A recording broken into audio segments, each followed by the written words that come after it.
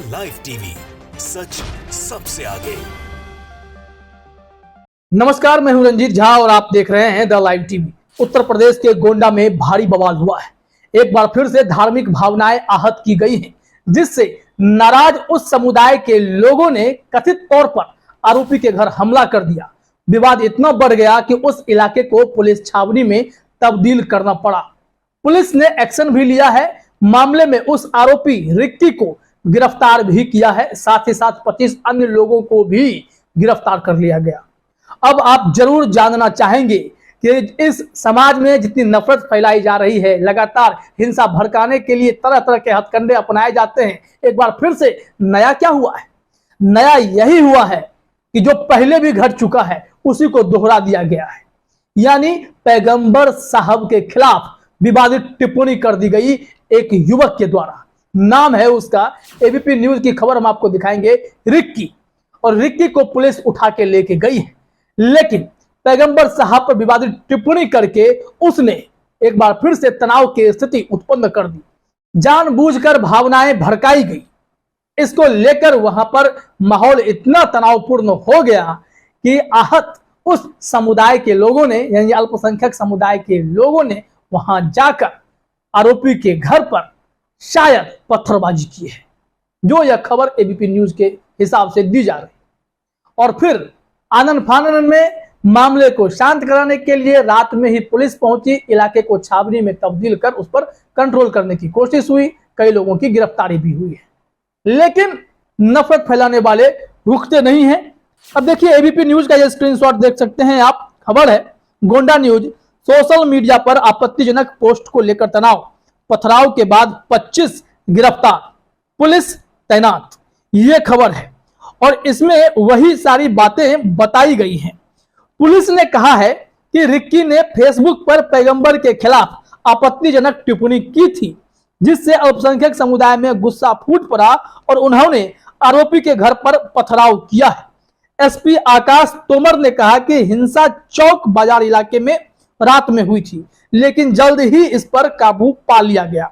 उन्होंने कहा कि शांति व्यवस्था बनाए रखने के लिए पुलिस टीम को तैनात किया गया है, क्योंकि उन्हें आशंका है कि यह घटना दोहराई जा सकती है। आप मामले को दबा रहे हैं, लेकिन भावनाएं को ट्रिगर करने वाले अभी भी समाज में खुला घूमते हैं। एक रिक्की गिरफ्तार होता है तो दूसरा रिक्की खड़ा हो जाता है, जो लगातार कहीं सोशल मीडिया पर, कहीं मस्जिद के पास, कहीं मुस्लिम लोकेलिटी में जाकर बार बार हुटिंग करता है या फिर विवादित टिप्पणी कर भावनाएं इस कदर भड़का देता है कि ये लोग कोई न कोई कदम उठाने पर मजबूर हो जाते हैं, जिसके चलते हिंसा भड़क उठती है। और फिर पुलिस या कार्रवाई की जब बात आती है तो आज ही हमने आपको एक और खबर बताई है कि किस तरीके से उत्तर प्रदेश में डीजीपी साहब की सोच है। जो ठीक इसी तरह हिंदू मुसलमान का विवाद हुआ तो उसमें हिंदुओं को संगठित कर वह भाषण देते नजर आए कि आप लोग चिंता ना करें, चुन चुन कर मारेंगे, घर उसका तोड़ देंगे, मिट्टी में मिला देंगे, आपके हित में होगा वो निर्णय हम लेंगे। अब देखिए, ये डीजीपी साहब इस तरह की बयानबाजी करते हैं उत्तर प्रदेश में, और उसे उत्तर प्रदेश के गोंडा में यह घटना भी घटी। और इसमें देखा गया कि कैसे पुलिस मामले को शांत करने तो आई है, बावजूद इसके भावनाएं भड़काने वाले, हिंसा फैलाने वाले ये तमाम लोग समाज में माहौल खराब करते रहते हैं, बैक टू बैक करते रहते हैं। इस मामले में एसपी ने क्या कहा है वह भी आप एबीपी न्यूज के हवाले से अपने स्क्रीन पर देखिए कि एसपी ने कहा कि हमने 3 प्राथमिकी दर्ज की है।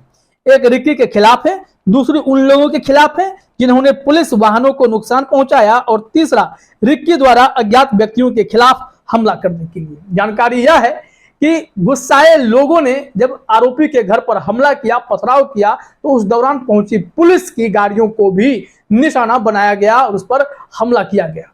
पैगंबर साहब पर विवादित टिप्पणी करने वालों के खिलाफ इन लोगों का गुस्सा फूटा है, लेकिन बार बार इस तरह की घटनाएं दोहराई जा रही हैं।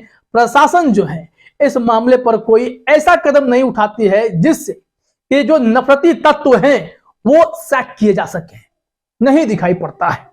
गोंडा जिला प्रशासन को अभी भी ऐसी आशंका लग रही है कि यहां पर माहौल फिर से भड़क सकता है, तनावपूर्ण स्थिति और भी बढ़ सकती है। कैसे बढ़ सकती है उसको लेकर वहां के एक अधिकारी ने कहा, हम किसी भी जवाबी कार्रवाई को रोकने के लिए स्थिति की निगरानी कर रहे हैं। आरोपी और हिंसा में शामिल लोगों को भी गिरफ्तार कर लिया गया है। हमने समुदाय के वरिष्ठ सदस्यों से बात की है और उन्हें शांत रहने को कहा है। तोमर ने कहा कि पोस्ट सोमवार रात को रिक्की द्वारा अपलोड की गई थी, जो एक चाउमीन का स्टॉल चलाता है। यानी यह रिक्की जो है वह चाउमीन का स्टॉल चलाता है और उसे इतने दिमाग में भरा हुआ है कि उसे क्या करना है, क्या उसके दिमाग में जो फितूर भरा जाता है हिंदू मुस्लिम करने के लिए, उसके पीछे कौन है, इसके बारे में जानकारी इकट्ठा नहीं की जानी चाहिए। क्योंकि इस शख्स जो चाउमीन का स्टॉल चलाता है वह सोशल मीडिया पर जाकर पैगंबर के बारे में विवादित टिप्पणी कर देता है।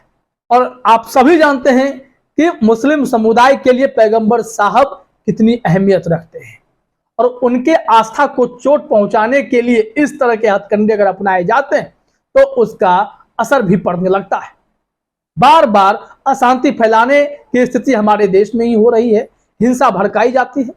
नुपुर शर्मा ने क्या किया था, टाइम्स नाउ जैसे इतने बड़े चैनल पर बैठकर वहां पर विवादित टिप्पणी कर दी मोहम्मद पैगंबर के बारे में और फिर वहां से जो हिंसा भड़की पूरे देश में भड़क उठी और फिर देखा गया कि किस कदर लोगों का गुस्सा फूट पड़ा। जगह जगह घटनाएं होने लगी, बहुत ही कहीं हिंसात्मक घटनाएं हुई, कहीं सिर तन से जुदा के नारे लगने लगे। तो ऐसे में जो ट्रिगर की जा रही है बार बार भावनाओं को, वही बेहद खतरनाक है।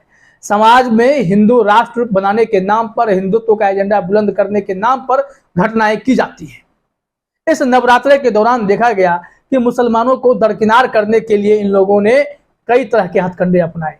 गरबा पंडाल से मुसलमान युवकों को चुन चुन कर बाहर निकाला गया, उसकी पिटाई की गई। पुलिस भी सरेआम सार्वजनिक तौर पर तालिबानी सजा देती दिखाई पड़ने लगी। तो इस तरह की घटनाएं लगातार देखने को मिली। टी राजा सिंह विवादित टिप्पणी कर बैठता है, विधायक है, लेकिन उसे भी विवादित टिप्पणी करने में मजा आता है। बाद में माहौल बिगड़ता है तो पुलिस पिटाई जो है अल्पसंख्यकों पर होने लगती है, कई लोगों की गिरफ्तारी होती है, बाद में टी राजा सिंह को उठाया जाता है। तो ऐसे में आप समझ सकते हैं कि ऐसे तत्व भरे पड़े हैं भारतीय जनता पार्टी के अंदर, संघी मानसिकता वाले, चाहे वैसे लोग जो कहीं ना कहीं किसी न किसी से मोटिवेट होकर सोशल मीडिया पर किसी धर्म विशेष के खिलाफ विवादित टिप्पणी कर देते हैं और फिर मामला भड़क उठता है।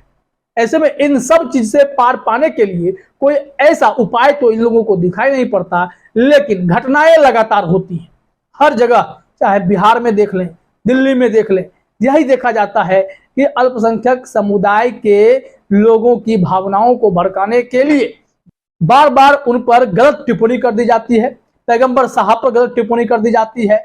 नतीजा यह होता है कि रह रहकर भावनाएं भड़क उठती हैं और फिर हिंसा का रूप ले लेती है। हर जगह स्थिति ऐसी होती जा रही है। इस नफरत के जहर को रोकने के लिए क्या सरकार के पास कोई ठोस कदम है? क्योंकि जो मामला है विदेश में भी उछलता है, हर जगह दिखाई पड़ता है।